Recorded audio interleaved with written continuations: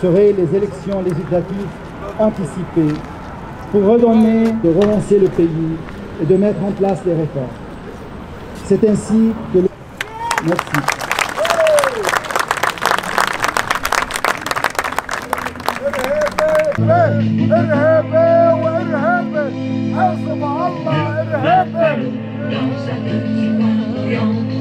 Les enfants du Liban défieront le sang.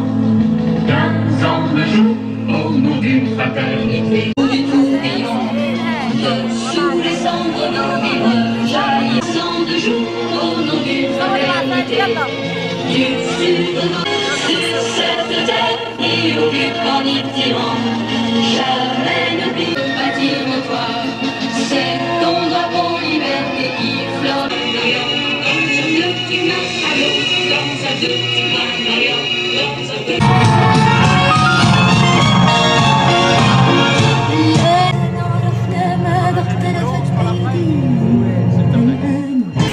Alors aujourd'hui, c'est un rassemblement des Franco-Libanais en France devant le ministère des Affaires étrangères.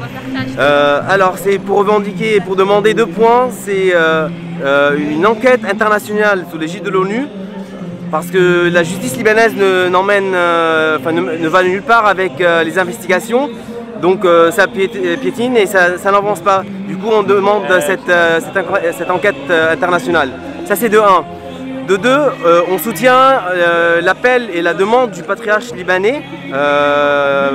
C'est une demande d'une neutralité du Liban, que ce soit un Liban souverain en dehors de tout conflit politique et géopolitique dans la région. Oui, tout à fait, en fait, l'emplacement est bien choisi. C'est pour une raison bien précise, c'est le ministère des Affaires étrangères.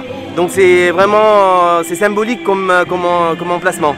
Alors, on a beaucoup apprécié cette visite. C'est vraiment, ça a donné aux Libanais un espoir. Là, il n'y a pas eu de suite. Et le président Macron, il a bien dit, parce que les Libanais, les responsables libanais ne veulent pas avancer, ne sont pas sérieux. Et malgré tout ça, on croit encore à l'initiative française. Donc on demande au président Macron de mettre plus de pression sur les politiciens libanais pour que les choses avancent dans le bon sens. Parce que la justice libanaise n'est pas souveraine. Et du coup, à mon avis, les partis qui sont responsables de l'explosion du port mettent la pression tout simplement à l'État libanais pour qu'il n'avance pas dans le sens de la justice. Il y a eu quand même des fils qui emmènent à des partis, surtout en relation avec la Syrie, qui sont responsables de ce stockage de nitrate d'ammonium et de l'importation, et qui sont utilisés dans la guerre en Syrie. C'est vraiment émouvant parce qu'on vit en France et ça nous déchire tout ce qui se passe au Liban. Et c'est la raison pour laquelle on bouge aujourd'hui pour demander à la France l'aide. Et vraiment on est très triste avec tout ce qui se passe. On n'arrive pas à faire grand chose. On essaie d'aider, d'envoyer des médicaments, des dons, etc. Mais c'est pas ce qu'on veut. On veut vraiment une solution sur le long terme. La semaine dernière, il y a eu également une immobilisation. J'espère que les Libanais se rendent compte de l'importance de cette immobilisation pour, au final, aboutir à une justice pour le Liban.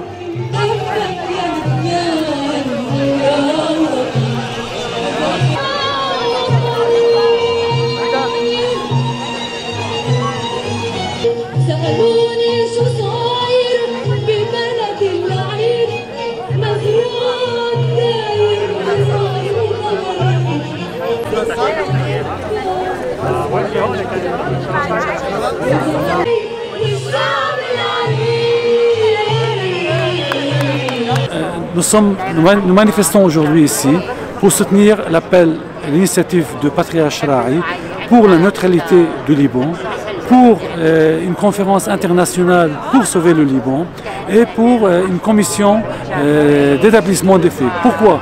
Parce que le Liban, il est dirigé par une classe incompétente, politique incompétente, corrompue, qui laisse passer les intérêts personnels et qui laisse l'ingérence régionale s'infiltrer dans la politique libanaise. Le peuple libanais souffre, le peuple libanais n'en peut plus. Les aides qui arrivent, les aides internationales qui arrivent au Liban, on voit une grande partie qui passe les frontières pour d'autres pays alors que les Libanais n'en profitent pas. Les Libanais ont été volés, leur argent a été volé. L'enquête après l'explosion du port de Beyrouth, elle piétine, elle est immobilisée, on change, on voit qu'il y a pas mal de changements et on essaie d'étouffer la vérité, il n'y a plus de vérité. Le Liban, la mainmise de Hezbollah sur le Liban, sur les institutions du Liban et l'ingérence de l'Iran dans les intérêts politiques libanaises, met le Liban sous les sanctions internationales et l'isole par rapport aux pays arabes, par rapport aux pays internationaux. Donc l'appel de Patria Shrari, et nous le soutenons pour la neutralité, pour que le Liban retrouve sa souveraineté, pour que le Liban retrouve sa liberté et pour que le Liban puisse avoir un avenir. Vous savez, cette année, on est en train de fêter le centenaire du Liban. Imaginez, on fête le centenaire du Liban alors que le Liban s'étouffe. Le président de la République, Michel Aoun, il a dit après l'explosion du port de Beyrouth, on va dans le gouffre, on est au fond du gouffre. Mais personne n'en fait rien. Le président, au lieu de prendre les initiatives pour sauver le Liban, il n'en fait pas. C'est pour cela que nous appelons à des élections législatives anticipées pour faire émerger une nouvelle classe politique compétente qui puisse diriger le Liban et sauver le Liban et qu'il retrouve sa liberté et sa souveraineté. Vous savez, le président Macron, quand il est parti au Liban, c'était une visite accueillie, toujours accueillie.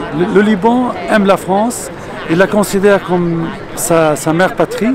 La France, le peuple français et le peuple libanais, ce sont deux peuples frères et l'histoire le dira, c'est pas moi.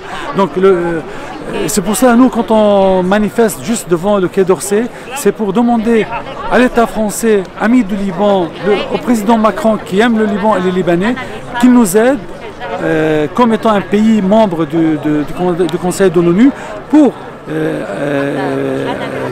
créer cette conférence internationale pour nous aider à sauver le Liban. Vous savez, la France a fait beaucoup pour le Liban et pour les Libanais. Et nous les apprécions, nous les remercions. Maintenant, on a besoin de la France, comme tous les pays amis au Liban, pour aider le Liban à instaurer cette neutralité qui va sauver le Liban. Il n'y a qu'une seule issue, cette neutralité-là qui va donner au Liban un espoir, et ces élections parlementaires anticipées qui vont créer cette nouvelle classe politique et qu'on arrivera à trouver un espoir pour un Liban pour nos enfants.